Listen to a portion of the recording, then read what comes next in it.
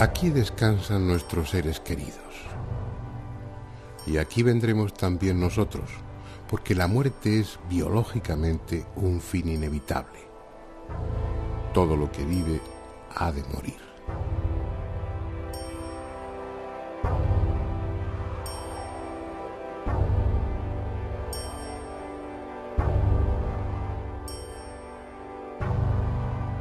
Para las demás especies parece no haber problema, lo aceptan como lo que es, un hecho natural, pero los humanos somos distintos, tenemos conciencia, sabemos quiénes somos, pensamos, sentimos. Por eso cuando alguien cercano muere, experimentamos tristeza y nostalgia por su ausencia. Una pregunta surge entonces: ¿volveremos a encontrarnos? ¿Hay algo más allá de la muerte?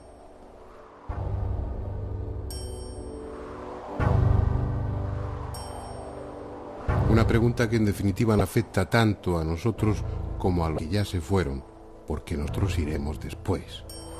Por eso el hombre ha sentido desde siempre la llamada de lo trascendente, por necesidad para mitigar la angustia, el dejar de ser, o porque ha tenido experiencias que le han hecho entrever ese otro mundo, experiencias iguales a las que ahora muchos tienen. Sueños, estados de casi muerte, trances, proyecciones fuera del cuerpo. Sea por una u otra razón, o por ambas, los humanos llevamos milenios intentando comunicarnos con los muertos. No solo para tener una prueba de que después de la muerte se continúa existiendo, sino también para saber cómo es ese otro mundo que presuntamente nos aguarda. No es pues un tema nuevo. Sin embargo, en la historia reciente suele decirse que el espiritismo, la comunicación con los muertos, nació en marzo de 1848 en una casa de Heidel, en el estado de Nueva York, cuando las hermanas Foss, entonces unas niñas, comenzaron a recibir mensajes mediante raps, golpes secos en los muebles y en las paredes, de un buhonero asado en aquella casa años antes. Y aunque los contactos con el otro mundo sean mucho más antiguos, ese hecho puede bien servir de referencia, porque a partir de él, la comunicación con los espíritus se convirtió en una práctica habitual en los salones de América y de Europa.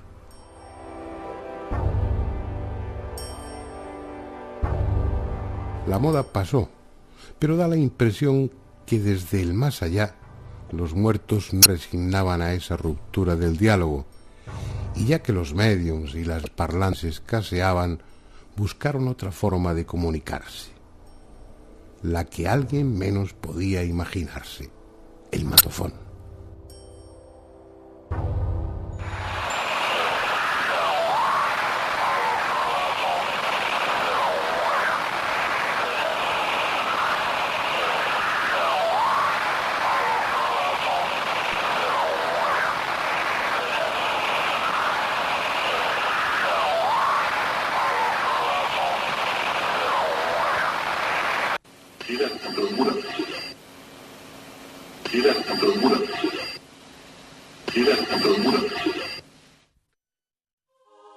Fue el 12 de junio de 1959. Ese día, Friedrich Jürgenson obtuvo accidentalmente las primeras psicofonías mientras grababa con su magnetofón portátil en un bosque cerca de Estocolmo. No era esa su intención. Trataba simplemente de grabar el canto de determinados pájaros para ambientar sonoramente uno de los tales. Fue después, al llegar a casa y al escucharlo, cuando se dio cuenta de que además del canto de los pájaros había otra cosa: voces, murmullos prácticamente ininteligibles e incluso el sonido de un instrumento musical. Pensó que era un defecto del magnetofón o de la cinta, porque cuando había hecho las grabaciones en el bosque no había absolutamente nadie. Sin embargo, en los días siguientes, y a pesar de las precauciones que tomó, nuevas voces aparecieron en la cinta magnetofónica. Y una de ellas la reconoció inmediatamente, porque era la de su madre muerta, que le decía: Freddy, Freddy, mi pequeño Freddy. Se inició así una etapa apasionante, llena de logros espectaculares en un campo de experimentación totalmente nuevo, y también de sinsabores, por la incomprensión y por el rechazo que muchos investigadores mostraron ante algo tan poco científico como que desde el otro mundo los muertos quisieran comunicarse con los vivos. Pero eso era lo que realmente parecía. Aquellas voces no solamente se identificaban como personas fallecidas, sino que también usaban sus voces. Un solo ejemplo. Constantin Raudive, la figura más destacada en este campo, que a su muerte en 1974 dejó grabadas alrededor de 100.000 psicofonías, al 1 de agosto de 1961 por Andrea, una amiga muerta, obtuvo inmediatamente esta respuesta.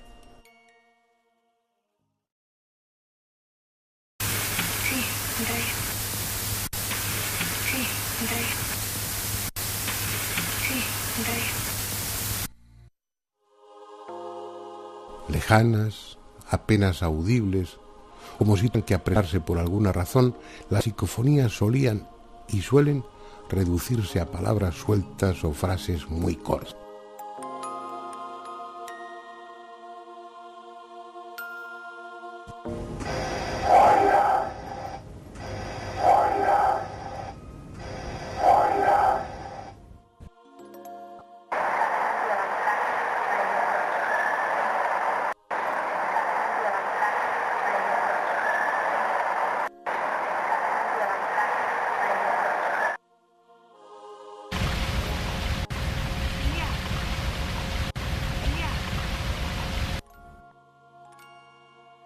Pero no siempre es así.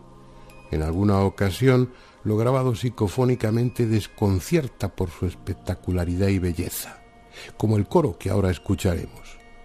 Voces armoniosas cantando presuntamente desde el otro mundo, obtenidas por el investigador italiano Marcello Bacci, y que, aunque no tengan necesariamente que ver con lo religioso, recuerdan los cantos litúrgicos.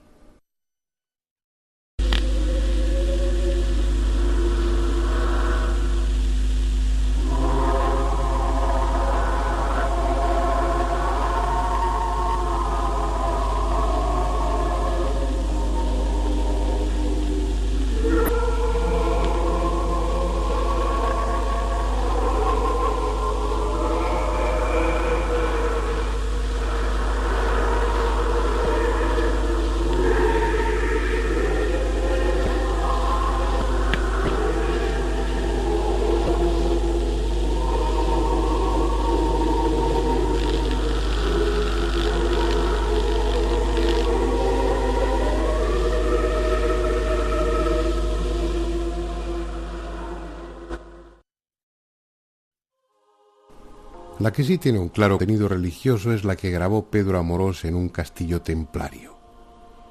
Una voz, que escucharemos 3 veces, como si quisiera desmentir las acusaciones de herejía que se vertieron contra los miembros de la Orden del Temple, dice con voz grave y rápida: In nomine Pater et Filii.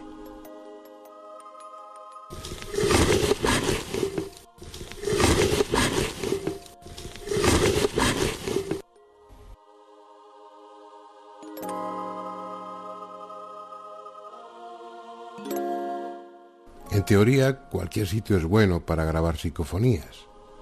Como veremos después, los investigadores las obtienen frecuentemente en su propio laboratorio. Pero los lugares donde se han producido hechos luctuosos o dramáticos parecen los preferidos cuando se hace investigación de campo. ¿Por qué? Puede que, como algunos sugieren, allí quede una especie de energía remanente, como si los sentimientos acumulados en el lugar favoreciesen los fenómenos paranormales. Puede también que todo se reduzca a que esos escenarios aportan un grado de romanticismo que estimula a los experimentadores.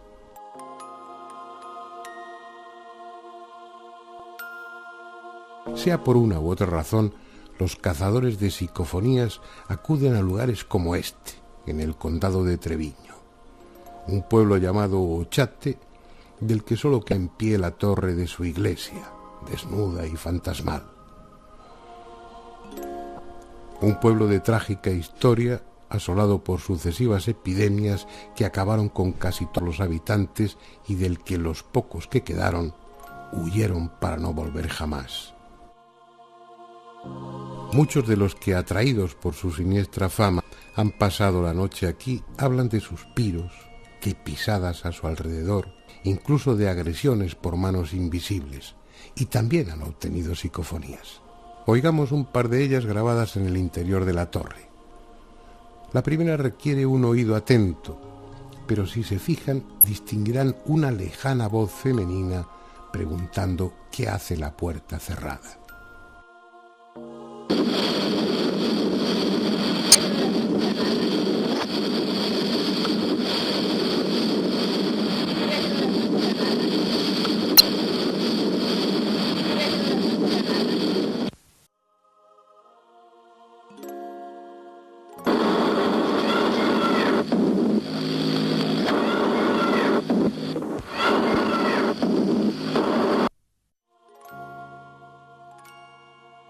Pero aunque es lo frecuente, no siempre las psicofonías resultan de difícil audición. Cambiemos de escenario para escuchar otras tan claras como espeluznantes. Esta es la moderna y activa ciudad de Albacete. Y este es un edificio más, aparentemente. En él está instalada la Jefatura de Industria de Castilla-La Mancha, pero antes estuvo la Casa de la Marquesa, habitada en tiempos por doña Margarita Ruiz de Liori, marquesa de Villasante. Una mujer singular, en muchos aspectos adelantada a su época, de la que se dice que celebraba reuniones donde se practicaba la magia negra. En 1954 fue acusada de haber mutilado el cadáver de su hija Margot, así como de otros hechos siniestros, entre los que figuraba el sacrificio de animales. Tengan o no que ver con aquellos acontecimientos, lo cierto es que el moderno edificio ha sido teatro de fenómenos paranormales de los que el personal de las oficinas ha sido testigo en numerosas ocasiones. Por este motivo, un equipo de investigadores dirigido por Fernando Rosillo, José Luis Tajada y José Martínez, y dotado con un complejo material técnico, pidió y obtuvo permiso en 1998 para realizar diversas pruebas, entre ellas la grabación de psicofonías. Y fue precisamente en ese tipo de fenómeno en el que obtuvieron resultados positivos y espectaculares.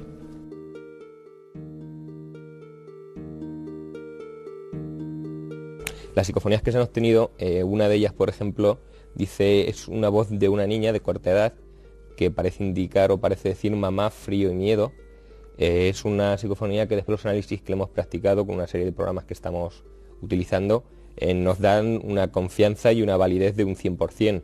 Otra de ellas, por ejemplo, decía, hay mucha energía, José. Esa psicofonía se obtuvo a raíz de una pregunta que hizo Luis en un ordenador portátil que teníamos la primera noche. Y lo mismo, es la misma voz con la misma cadencia. Hay otra psicofonía que dice, soy yo, esa se obtuvo en la sala de juntas, y es curioso porque esa grabación sí que hay una cinta de vídeo, se está viendo cómo se graba todo, no sale nada, se para la grabadora y a continuación es cuando sale la voz. Probablemente esto se deba al campo magnético generado por el cabezal de la cinta, pero eso pues está por demostrar aún, todo esto son hipótesis. Y por último, la otra psicofonía, quizá la más impactante por el contenido, sea la que se grabó la última noche. Es la misma voz con la misma cadencia, y en este caso lo que decía era simplemente yo soy Dios. Son psicofonías, como estábamos comentando, que sin tener que filtrar, ni limpiar, ni samplear, tienen una claridad y una contundencia para nosotros poco conocida. Y en efecto, resultan perfectamente audibles, y podría añadirse que escalofriantes, porque se trata de susurrante de una niña que dice cosas como mamá, frío, miedo.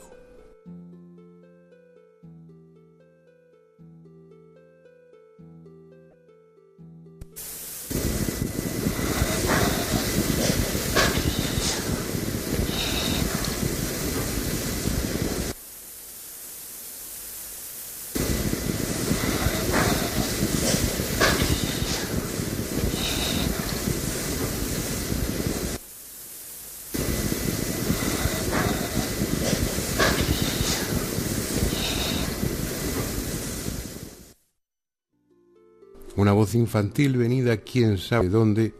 En otro de los momentos se acercó a uno de los micrófonos para decir que era ella.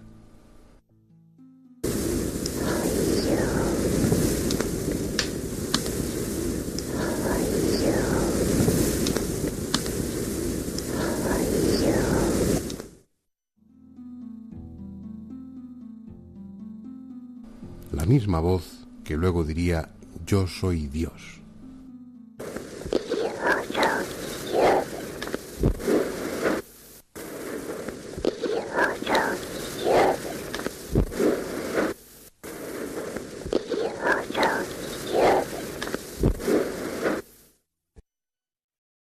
¿Qué son esas voces? ¿De dónde proceden? Los que asistimos a aquellos años iniciales de las psicofonías recordamos las encendidas polémicas entre los que sostenían que se trataba de algo sobrenatural y aquellos que pretendían encajar el fenómeno dentro de lo conocido. Se barajaron todo tipo de hipótesis. Obviamente se habló de grabaciones espurias, es decir, fragmentos de programas de radio o de televisión que por alguna razón quedaban registrados en la cinta. Se dijo también que podía ser un fenómeno de ventriloquía inconsciente o un fenómeno de psicocinesis, es decir, que la propia mente del investigador estuviera alterando la materia, en este caso la cinta magnetofónica, y su inconsciente fuera el que produjese las voces. Pero todas esas hipótesis no resistieron la contundencia de los hechos y quedaron en nada. Si no se trata de las voces de los muertos, como ellas mismas suelen presentarse, habrá que convenir que cuando menos se trata de voces procedentes de un nivel de la realidad diferente a este en el que estamos, de otra dimensión, de otra parte de este mundo que no es accesible a nuestros sentidos. Esa, por el momento, parece ser la única conclusión lógica. Si ante un hecho paranormal, como una parafonía de efectos físicos, o las caras de Belmez, técnicamente llamadas teleplastia, no encontramos la causa, descartado el fraude, no encontramos la causa en el mitológico, donde el hecho se produce, como no puede haber efectos sin causa, la causa tiene que estar en otro nivel. En cualquier caso, las psicofonías dan la impresión de ser una ventana que se abre a otro mundo. Una ventana a la que alguien se acerca para susurrar junto al micrófono o que grita desde lejos. Belmez de la Moraleda es un lugar especial. En una de sus casas vienen apareciendo desde 1971 rostros en el cemento del suelo. Figuras de tosca apariencia, impresionantes a veces y otras grotescas, que han despertado todo tipo de especulaciones, pero que en opinión de los que realmente las han estudiado, incluidos muchos investigadores prestigiosos, constituyen un genuino fenómeno paranormal, el más importante quizá en la historia de la parapsicología contemporánea. El por qué se aparecen sigue siendo un misterio, y no pocos las vinculan con lo sobrenatural, aludiendo a que esas casas se levantan sobre un viejo cementerio o al rumor de que en tiempos hubo allí un prostíbulo en el que se produjeron hechos sangrientos. En un lugar así, aficionados y expertos no podían dejar de intentar obtener psicofonías. Y esto, en estos 30 años se han grabado centenares. Vamos a escuchar algunas seleccionadas entre las muchas que Pro Amorós ha obtenido en sus viajes a la Casa de las Caras. La primera es una voz de mujer que llama a Ángela. Como el resto de las psicofonías, la escucharemos 2 o 3 veces.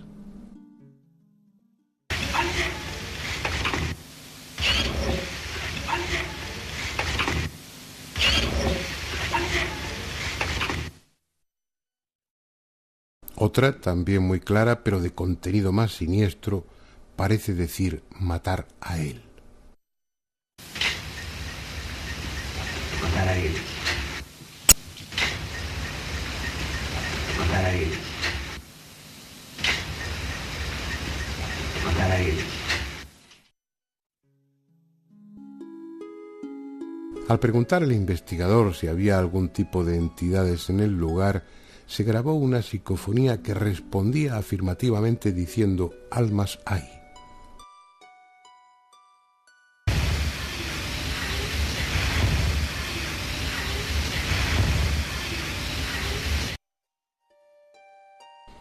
En otro momento, una de esas voces parece decir «ponte la mano en la frente».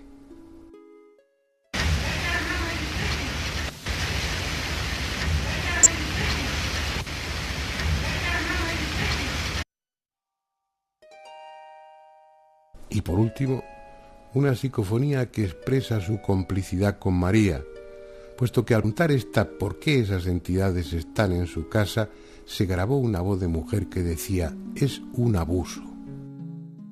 Bueno, ¿por qué han venido aquí a mi casa?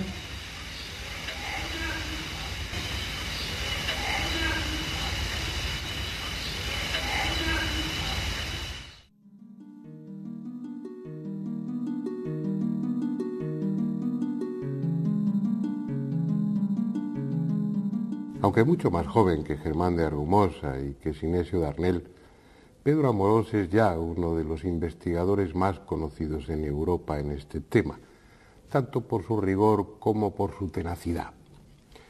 Lleva unas 40.000 psicofonías grabadas y gran parte de su experiencia la ha recogido en un libro, Psicofonías, Voces del Más Allá, donde, entre otras cosas, describe la técnica más adecuada para grabar estas voces, tanto en la investigación de campo como en el laboratorio. Así pues, bien puede ser él quien nos ilustre sobre la mejor forma de hacerlo. Pues para grabar una psicofonía, la técnica más simple que hay es un simple magnetofón de estos de reportero que utiliza normalmente la gente. Eso sí, con un micrófono conectado con un cable, ¿no? Esto nos da un registro y aquí se pueden grabar psicofonías y hay muchísima gente que ha obtenido psicofonías verdaderamente espectaculares con esta técnica, con un simple magnetofón, un grabador. Yo al principio utilizaba un grabador, un pequeño maletín pequeñito de plástico y me iba por ahí a intentar conseguir psicofonías en casas encantadas o que se decían misteriosas, ¿no? Y así obtenía algunas de las imágenes más curiosas, grabaciones más curiosas. Claro, luego utilizas aparatos como de bobina abierta o incluso los ordenadores que te dan un espectro, un ancho diferente de grabación y gracias a eso las líneas son más claras, más inteligibles y se puede trabajar mucho mejor con el sonido, evidentemente. No es lo mismo caminar por autopista que por una carretera comarcal. Evidentemente la técnica es así de sencilla, la técnica es muy sencilla, es simplemente conectar un magnetofón, un pequeño grabador, aunque sea portátil, con un micrófono, una cinta virgen y bueno, pues intentar grabar al máximo volumen que se pueda, dejar unos minutos de silencio y esperar en esos 2 o 3 minutos intentar hacer alguna pregunta o algo por el estilo. Después, con todo el silencio, por supuesto, después rebobinar esto y escucharlo grabado. Es tan sumamente sencillo que cualquiera puede realizar este tipo de grabaciones y este tipo de experiencias, ¿no? Sí que tengo algunas grabaciones curiosas. Evidentemente, pues como normalmente estoy realizando este tipo de investigaciones psicofónicas a lo largo de todos los fines de semana, pues he obtenido. Sin embargo, una de las más curiosas que recuerdo fue una que obtuve en el Santo Sepulcro, en Jerusalén. Allí, bueno, pues obtuve un poco, de una forma curiosa, el permiso para poder investigar dentro del Santo Sepulcro, cosa que no es fácil, y me dejaron durante unos minutos trabajar solo dentro, en el interior de esa cueva, ¿no? Al analizar las grabaciones, se escucha perfectamente una psicofonía de una voz de un hombre que dice con toda claridad Constantín. Estamos en el Santo Sepulcro. En el Santo Sepulcro. Estamos en el Santo Sepulcro. ¿Qué sería Constantín? ¿Constantín Raudive?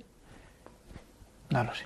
El caso es que nos plantea aquí este misterio. Para mí es una de las psicofonías más curiosas y que desde luego, bueno, pues por su claridad y evidentemente por el lugar donde fue grabada, para es importante. Es esa la duda que siempre queda flotando en el ambiente. ¿Son quienes dicen ser? ¿Realmente los muertos, nuestros muertos, están intentando comunicarse con nosotros? ¿O acaso sin proponérnoslo hemos abierto una brecha en el muro invisible que separa esta realidad de otra, en la que hay de todo, incluso almas? ¿Por qué no utilizar ese nombre? Almas que no saben dónde están.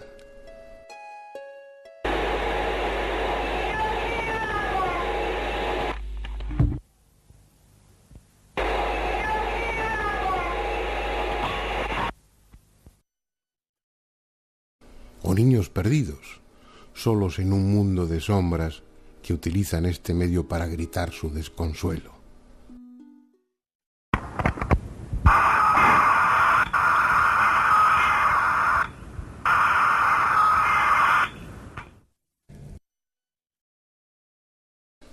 Una brecha por la que se cuelan en este lado y comentan lo que ven, como esta, en la que una voz, grabada en un magnetofón puesto en marcha con temporizador en el laboratorio vacío de Sinesio Darnell, deja constancia de que estuvo allí y no había nadie.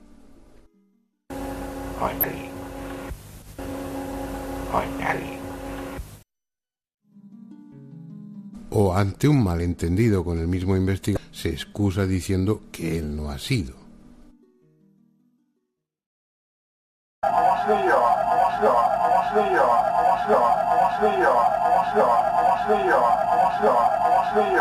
Creo que perfectamente, ¿no? Quizá ese otro mundo del que ven las voces no esté en ningún sitio que pueda visitarse y sea un reino sin tiempo y sin espacio.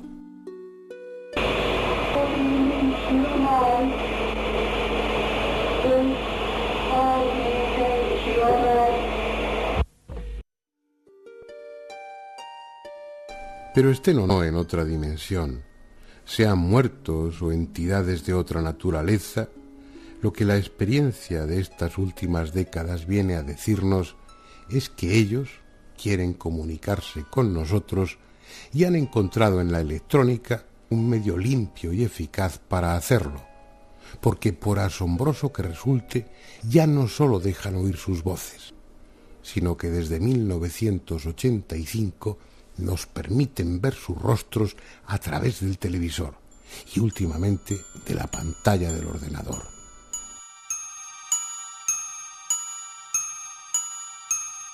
Este es el padre François Brin, durante una de sus conferencias. Sacerdote y teólogo, se ha convertido en algo así como un apóstol de la transcomunicación. Entiende que las psicofonías y ahora las psicoimágenes constituyen una fuente de esperanza, un alivio para aquellos que han perdido seres queridos o sienten el temor de que tras la muerte no haya nada. En sus charlas muestra un vídeo donde se recogen muchas de las psicoimágenes de los primeros años obtenidas por Schreiber y el llamado Grupo de Luxemburgo.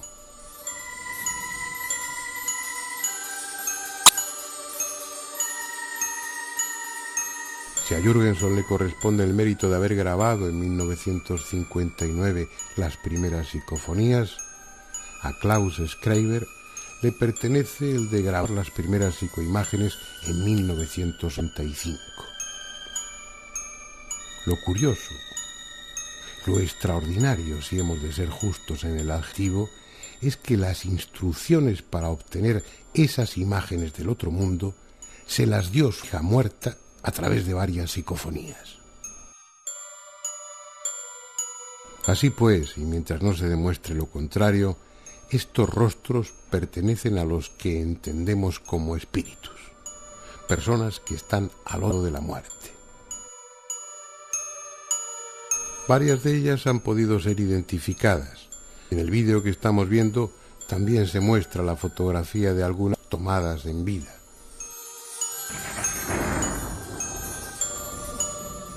Por ejemplo, esta es la imagen fantasmal, valga la expresión, de quien parece ser un religioso captada por Schreiber. Y esta, es una fotografía del mismo cuando estaba vivo. Un austriaco que fue abad en un monasterio y que durante muchos años se dedicó al estudio del espiritismo. Esta hermosa mujer que nos sonríe desde el más allá es una alemana que vivió en Estados Unidos y murió a los 74 años. Sin embargo, como estamos viendo, en ese otro mundo su apariencia es la de una mujer en la plenitud de su belleza. Esta psicoimagen es de las pocas que han grabado en movimiento, incluso parece decir algo. Otro también identificado, y algo veremos girar la cabeza, es el fallecido investigador francés Henri Sinclair.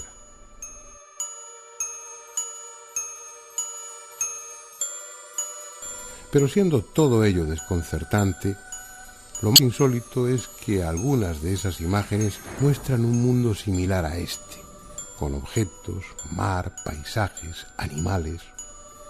Carecemos de otra información que la que ellos nos proporcionan a través de las psicofonías, de la escritura automática y de otros métodos del espiritismo clásico, y es poco o demasiado subjetivo como para sacar conclusiones. En realidad no sabemos si estamos viendo ese otro mundo como auténticamente es, o como ellos, sean muertos u otra cosa, quieren que lo veamos. En todo caso, y dejando aparte los inevitables fraudes, estamos ante un fenómeno de extraordinaria importancia. La técnica nos ha proporcionado un medio que nadie había imaginado para ponernos en contacto con otro plano distinto de la realidad. De momento son solo imágenes, generalmente inmóviles y silenciosas, pero llenas de dramatismo, incluso sobrecogedoras como las que ahora vemos, obtenidas por un grupo de Tenerife en 1988 y que después de estas experiencias iniciales no volvieron a conseguir.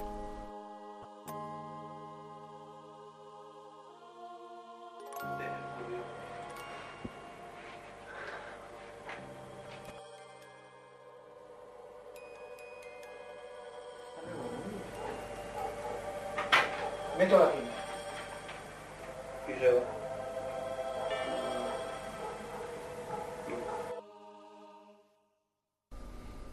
En cierta medida lo que estamos viendo es excepcional. Lo habitual es que las psicoimágenes se limiten a rostros estáticos, desenfocados o deformados, en ocasiones difíciles de reconocer y que aparecen en un solo fotograma, en un solo frame del vídeo grabado. A cambio, la técnica es en principio tan sencilla que cualquiera puede intentarlo.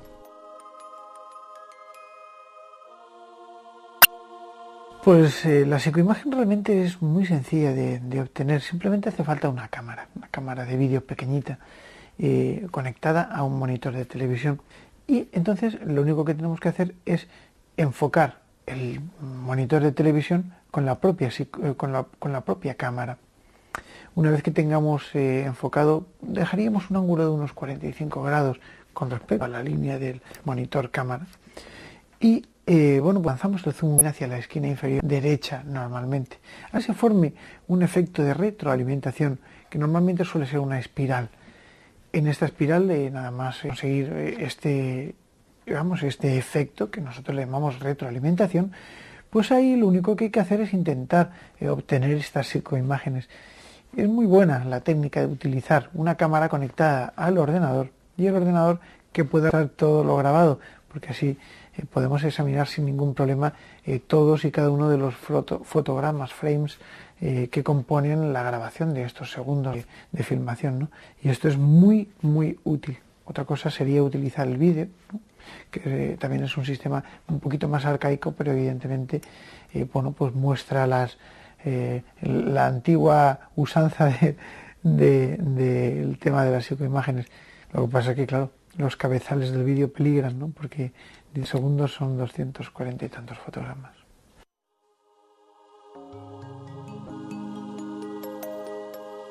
Hemos oído sus voces, hemos visto sus rostros, Si son quienes dicen ser, el miedo que desde siempre hemos sentido ante la muerte debiera desvanecerse para dar paso a la certeza de que tras ella continuamos existiendo. Sin embargo, siendo mucho lo que se ha avanzado en este campo, no es suficiente. La mayoría necesita pruebas más sólidas aún, más concluyentes. Y quizá tengan razón. Pero al menos convengamos en que estas experiencias abren una puerta a la esperanza.